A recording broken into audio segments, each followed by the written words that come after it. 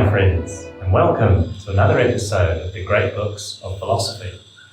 In this episode, we'll be learning about the Analects of Confucius.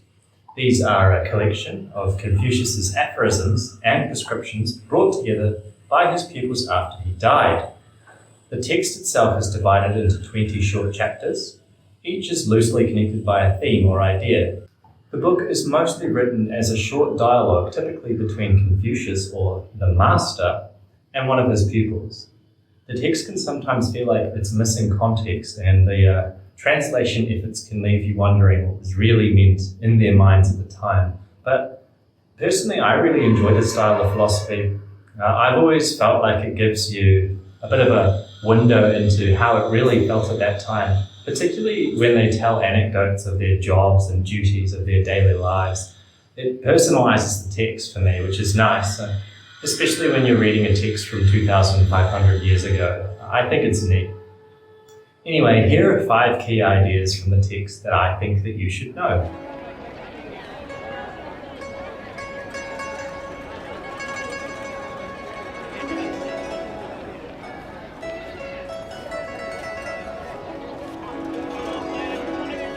Ren. Ren appears to be the chief virtue in Confucius's ethics. Ren is typically translated as benevolence or humaneness. My version of the Analects uses benevolence, which I've left intact in the quotations. However, I'm not actually convinced that any single English word exactly captures the essence of Ren. But I also don't think it's some kind of a mysterious or difficult concept either. The Chinese character for Ren is composed of 2 characters, Ren, or human, and or two. So in this case, signifies neighbor. So the idea is that the character is concerned with the relations between 2 people. So Confucius states that the proper standing between 2 people is love or benevolence. In Book 12, verse 22, we get Fan Zhi asked about benevolence. Ren, the master said, love your fellow man.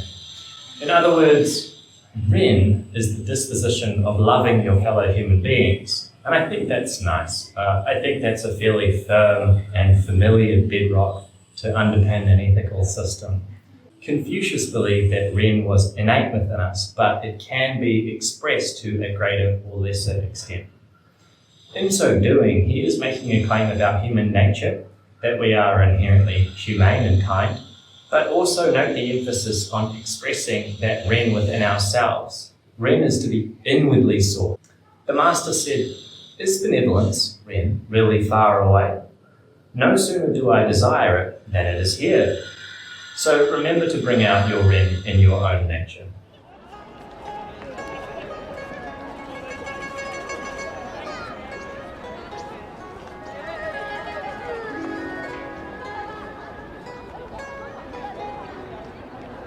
Junzi. Junzi is the Confucian concept of the ideal moral exemplar or the noble person. In English, the term Junzi is often translated as cultivated or exemplary or superior individual or gentleman, although it encompasses both men and women. Junzi is different from the sage, which has more of a spiritual connotation. Junzi is the ideal state for an ordinary person, and they can achieve this through education and moral cultivation. So it's accessible for the people, if you like. The Junzi is characterized by possessing a virtuous character and embodying the Confucian ideals of benevolence, which we've heard about, Ren, righteousness, Yi, proprietary, Li, and wisdom, Zi, and integrity, Zin. The Junzi is an individual who cultivates these virtues within themselves and acts as a role model for others around them in society. According to Confucius, the Junzi is committed to self-improvement, seeks to cultivate their moral character, and strives to maintain social harmony. The Junzi acts with humility and practices self-discipline, respects others, and upholds the ethical principles in their interactions and relationships. They lead by virtuous example, and they inspire others to cultivate moral qualities and fulfill their social roles and responsibilities. Confucius believed that if more people would become Jinzi and embody these virtues, it would contribute to the overall well-being of society as a whole, fostering a more harmonious and orderly social order. The concept of Jinzi remains influential in Confucian thought and has a profound impact on East Asian cultures and society throughout history.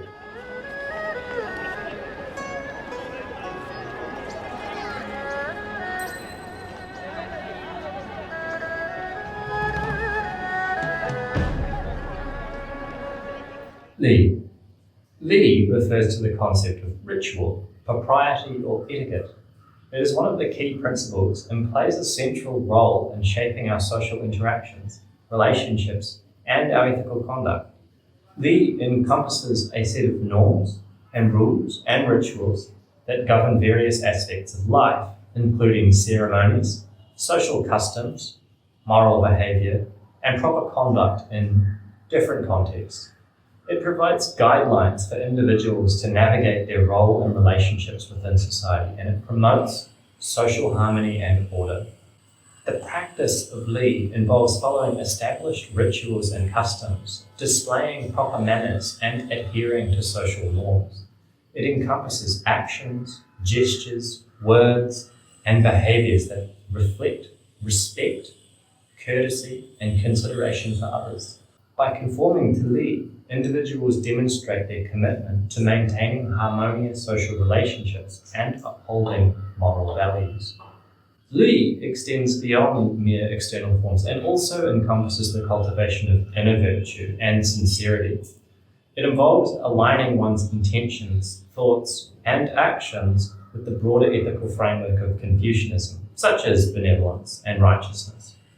Thus, Li is not seen as a rigid set of rules, but as a flexible and adaptive framework that enables individuals to navigate the complex social situations and norms we all face while maintaining moral integrity. Confucius believed the practice of Li was essential for creating a harmonious society and promoting the well-being of individuals. By observing Li, individuals contribute to the stability and order of their communities and foster a sense of mutual respect and ethical behaviour.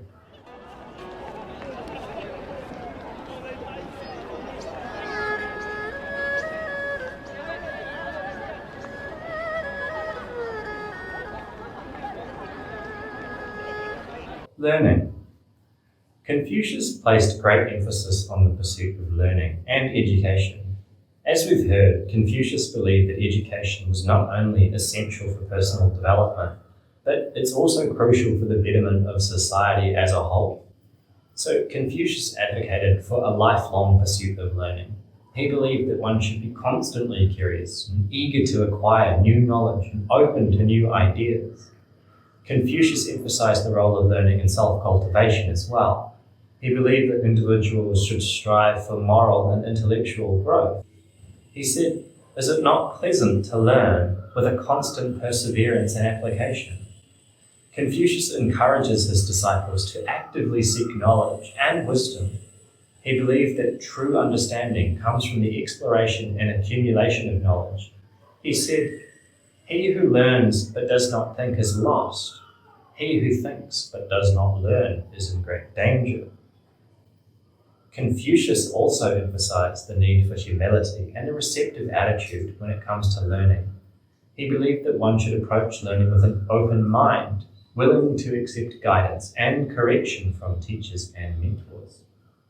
For Confucius, learning should aid the practical application of knowledge in one's daily life, in the real world. Learning should not be confined to mere theoretical understanding and should be integrated into one's actions and behaviour. All said, Confucius viewed education as a means of cultivating moral character and promoting the social harmony and nurturing individuals who would contribute positively to their families, communities, and the society at large. His attitudes towards learning continue to inspire the pursuit of knowledge and personal growth and the ethical cultivation of people throughout East Asia today.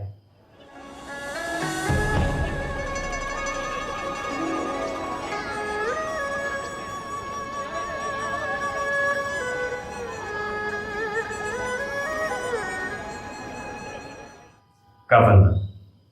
Confucius had significant insights and ideas regarding the role of governments and the qualities of a virtuous ruler. As a politician himself, he believed that good governance was crucial for establishing social order and harmony and the well-being of the people. Here are some of the key aspects of Confucius's teaching on government. Confucius emphasized the importance of virtuous leadership. He believed that a political leader should possess moral integrity and lead by example and govern with benevolence, lead in righteousness.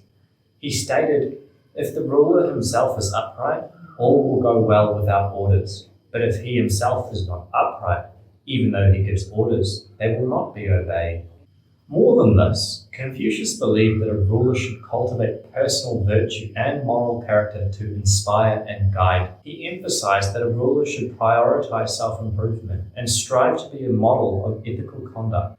It was particularly important for political leaders to govern with benevolence and compassion for their subjects.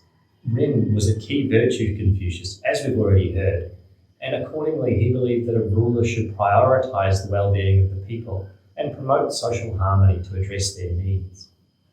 On the administrative side, Confucius insisted on the importance of proper governance and integrity.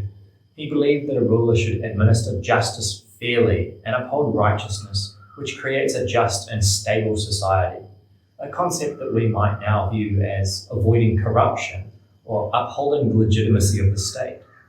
Unsurprisingly, Confucius was of the view that education played a vital role in nurturing capable leaders, and in particular, he advocated for the education of rulers in the classics, in moral principles, and the arts of governance, so disciplines that we might classify within the humanities and social sciences today.